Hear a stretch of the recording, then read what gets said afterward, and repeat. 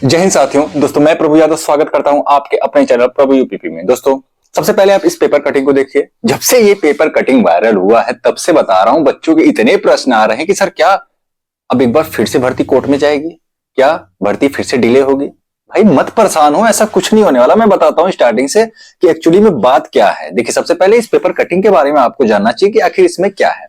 मैं बड़े ही शॉर्ट में बताना चाहूंगा। इसके बारे में आपने पढ़ ही लिया होगा, अलग अलग यूट्यूब वीडियोस में आपने इसके बारे में अलग अलग तरीके से जानकारियां भी प्राप्त कर ली होंगी, लेकिन इस पेपर कटिंग में एक्चुअली में क्या है वो मैं बता दे रहा हूं बड़े ही शॉर्ट में। देखिए हाई कोर्ट में क्या हुआ, क्योंकि आप जानते हैं कि एज रिलैक्सेशन कितना दिया गया बच्चों को, 3 वर्ष का।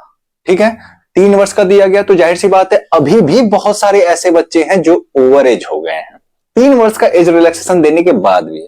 अब मैं कह रहा हूं कि अगर मान लीजिए 5 वर्ष का एज रिलैक्सेशन दे दिया जाए, ठीक है, मान लीजिए 5 वर्ष का एज रिलैक्सेशन दे दिया जाए, तो क्या बच्चे ओवर एज नहीं होंगे? तब भी बच्चे ओवर एज होंगे, जाहिर सी बात है।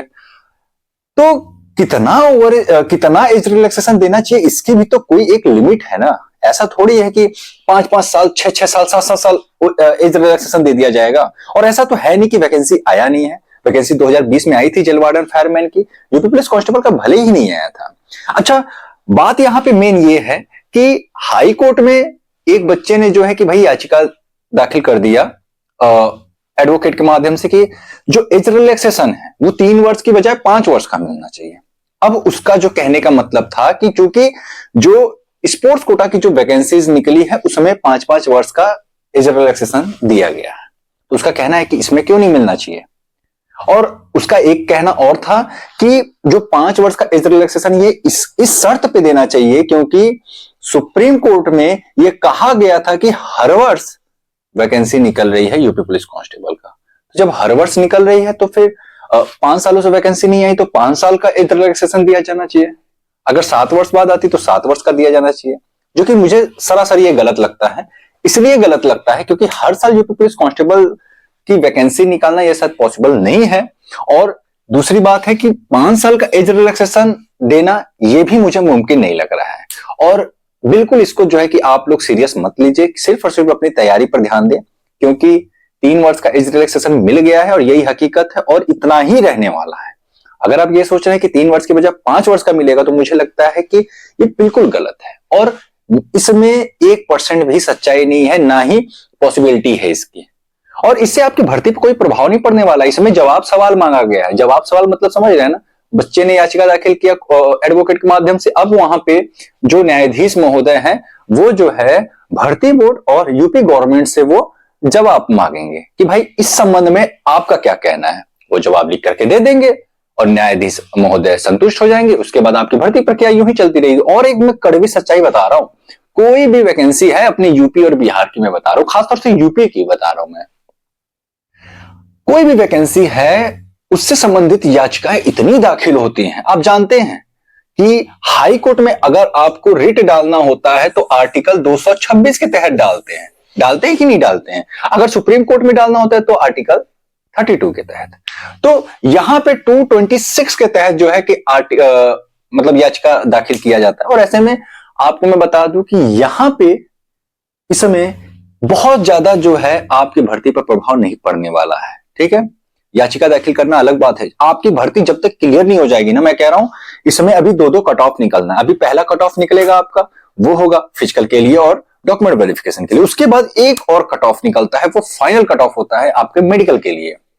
हमेशा आप देखोगे इतनी सारी याचिकाएं दाखिल हो जाएंगी ना हाई कोर्ट में कि आप परेशान हो जाओगे अखबार में सुन के कि हाँ इस दिन ये याचिका पड़ा, इस दिन ये याचिका पड़ा। ये चलता रहेगा। अभी जब एग्जाम हो जाएगा ना, जिन बच्चों का पेपर खराब जाएगा वो बच्चे भी याचिका दाखिल करेंगे, उन बच्चों का भी याचिका दाखिल होगा। क्यों? क्योंकि उनका पेपर खराब हुआ है। अब वो कहीं भी अगर वो सुन जाएंगे कि हाँ पेपर लीक हुआ, ये हुआ, वो हुआ, तो वो उस बेस पे याचिका दाखिल कर देंगे। उसकी पेपर कटिंग वगैरह लगा करके वो याचिका दाखिल कर देंगे। और बहुत सारी चीजें हैं। ये याचिका दाखिल वाली जो है ना प्रक्रिया, ये चलती रहेगी, ये सिस्टम है और इस पे आपको ध्यान नहीं देना, सिर्फ और सिर्फ अपनी तैयारी पर ध्यान दीजिए। हकीकत क्या है? हकीकत यही है कि 3 वर्ष का एज रिलैक्सेशन मिला है और इससे अधिक मिलने के चांसेस नहीं है। ठीक है, इससे अधिक मिलने के चांसेस नहीं है। ये 5 वर्ष का जो कहा जा रहा है ये सब फेक बात है। और अखबारों पे क्या भरोसा करना है, ये अखबार को कुछ ना कुछ तो चाहिए ना, समाचार कुछ ना कुछ चाहिए भरने के लिए और वो अपना जो है छापते रहेंगे। आप अपनी तैयारी पर ध्यान दीजिए, सिलेबस कंप्लीट करिए, मॉक टेस्ट लगाइए, मॉक टेस्ट का एनालिसिस करिए, साथ ही साथ कोशिश करिए कि कैसे आप जो है, कम समय आपके पास है लेकिन कम समय में किस किस पॉइंट्स को आप पढ़ सकते हैं जहां से आपका स्कोर जो है वो इंक्रीज हो और एक बार फिर से जो है आप जो है कि अपने जो सिलेक्शन की जो राह है उस ओर और तेजी से बढ़े। दोस्तों समय बहुत कम है, इन समयों को आपको यूज करना है और सही तरीके से यूज करना है। ये फालतू की जो फेक खबरें हैं इनसे दूर रहें, सिर्फ और सिर्फ अपनी तैयारी पर ध्यान दें।